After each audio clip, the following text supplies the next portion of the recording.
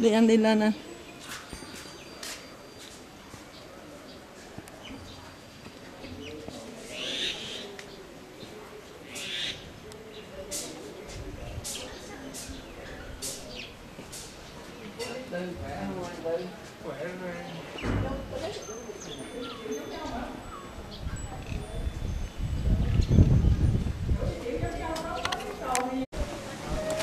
What's in Indian rupee? Indian rupee.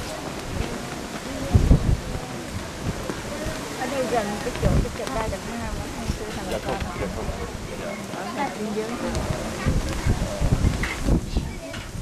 Đây là đoàn hành hương đã lên tới đỉnh núi. Ngôi chùa Nam Mô Buddha được xây trên đỉnh một cái núi của thành phố Kathmandu, thủ đô của Nepal. Từ trên đỉnh núi nhìn xuống dưới thung lũng.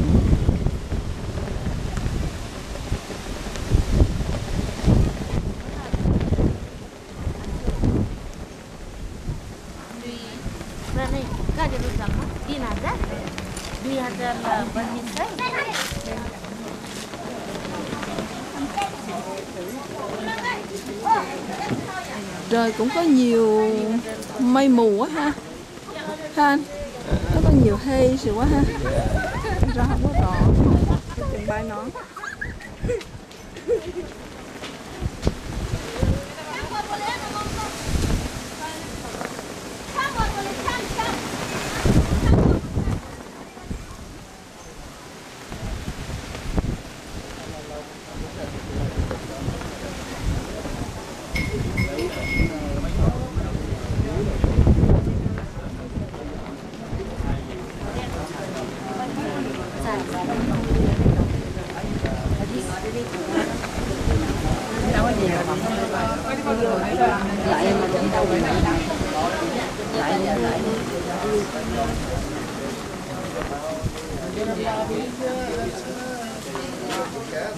Mummy एक्लै भइरहेको छटपटी कहाँनिर हो त्यो पनि मलाई थाहा छैन मलाई नै थाहा होला अझ कहाँ हो भन्दै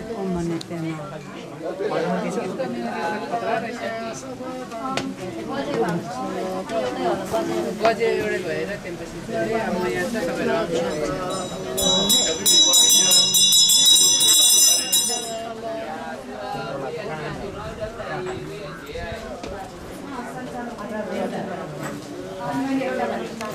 Tích xưa độc cũ đó thì của nơi này ở trong tài liệu chỉ nói có hai phần, đó là ngọn tháp ở trên và ở trong này có một cái bia đá. Lát nữa quý vị có cái tranh phù điêu. Cái phù điêu đó là khắc tượng một con cọp và Đức Bồ Tát đang cho cọp ăn. Thật ra thì trong kinh nói rằng ngày xưa ở đây có một cái vực và khi Đức Bồ Tát là đạo sĩ trên này á, tại vì ngài nhìn thấy một con cọp cái nó đang đói và xung quanh đó có 4 con cọp con, thì ngài không biết cách nào để mà cứu con cọp cái đó và ngài ngài gieo mình xuống. Nhưng mà đến lúc ngài gieo mình xuống đó thì ngài không có, con cọp nó không đủ sức để nó vồ ngài nữa. Thành ra ngài lấy cái dao ngài cắt cái dao đi rừng, ngài cắt cái ngón tay và ngài nhỏ máu vào trong miệng cho khi con cọp cái nó đủ sức và nó ăn thịt ngài. Thì ở trong đạo Phật có nói một chuyện như vậy là con người của chúng ta có đạt đến một cái trạng thái tâm linh đó là xả kỷ. Xả kỷ có nghĩa là ở trong đời sống mình đó, một điều mà làm cho chúng ta hạnh phúc nhiều nhất đó là nghĩ về bản thân của mình. Cái này là của tôi, cái này là cho tôi, cái này là vì tôi. Nếu có người nào nó làm cái gì cho mình đó, nghĩ về mình đó thì mình rất là hạnh phúc. Nhưng mà Đức Phật ngài cũng cho biết rằng cái trạng thái đó nó cũng là một trạng thái bị ngã. Nó cho mình hạnh phúc nhiều nhất và nó đau khổ nhiều nhất. Người nào sống ở trong đời này mà nghĩ đến mình nhiều quá thì người đó khổ vô cùng. Và cái trạng thái lý ví dụ như là có một người cầm cái chổi mà họ cứ họ quét cho thập phương bá tánh mà không nghĩ gì tới họ hết á. Lúc đó họ cảm nhận được một phần là họ hạnh phúc mà họ không nghĩ gì bản thân của họ hết. Thành ra Đức Bồ Tát ngài trong quá trình tu tập đó, ngài thực hiện 5 pháp đại thí. Trong đó là bỏ cái bản thân của ngài, bỏ cái sự bản sống của ngài. Hôm nay quý vị lên trên này đó, chúng tôi mua cái này tặng cho quý vị. Ở đây là người Tây Tạng đó, họ có 3 thứ để họ cầu nguyện. Cách thứ nhất đó là những cái linh kỳ. Những linh kỳ tức là những cái lá phướng mà chép kinh, quý vị thấy màu xanh màu đỏ trên đó không? Dạ. Và những cái lá phướng trên đó thường họ in kinh Bát Nhã hoặc là in chú chuẩn đề. Hoặc giả có nhiều khi họ viết 8 chữ là Om Mani Padme Hum thôi.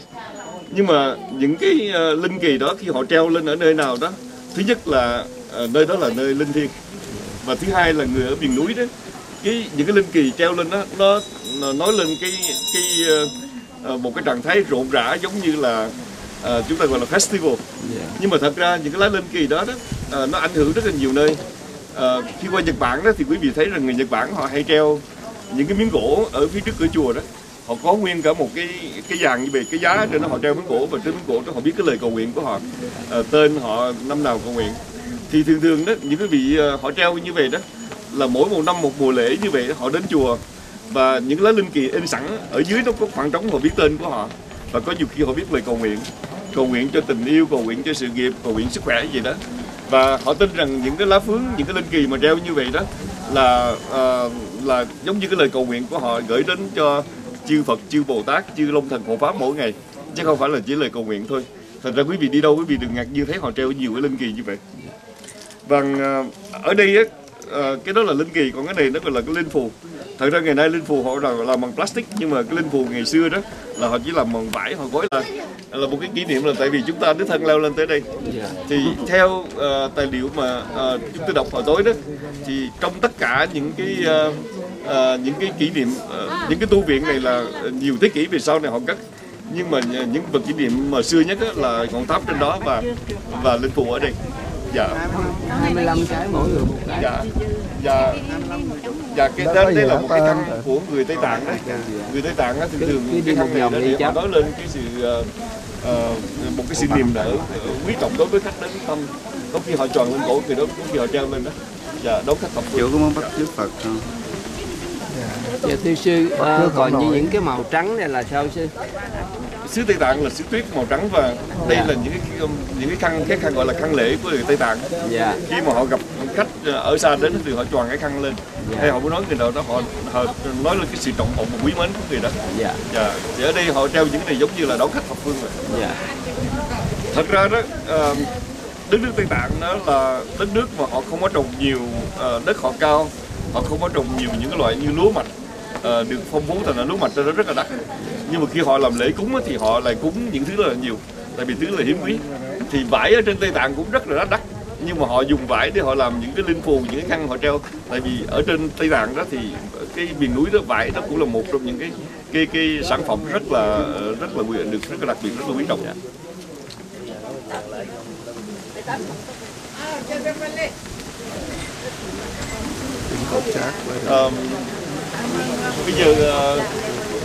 Bây giờ thì chúng tôi đề nghị quý vị như vậy, chúng tôi sẽ dẫn quý vị qua cái chùa Tây Tạng mình đó. Ở đây thì thật sự là họ bảo vệ, họ không có xây cất nhiều, nhưng mà chúng ta sẽ qua cái chùa Tây Tạng đó một chút. Quý vị nào mà lên trên mấy chùa Tây Tạng ở bên Tây Tạng đó là mình đi lên núi xa xôi trên cao nguyên, quý vị gặp một ngôi chùa, những ngôi chùa họ làm rất là đẹp như vậy, làm ở trên miền núi làm cho chúng ta rất là ngạc nhiên. Màu vàng mà hai bà bây giờ tất cả mọi người chụp màu vàng và màu đỏ, xong vị là khỏe lên trên tháp trên đó mình chụp tấm hình nữa rồi mình đi xuống. Dạ.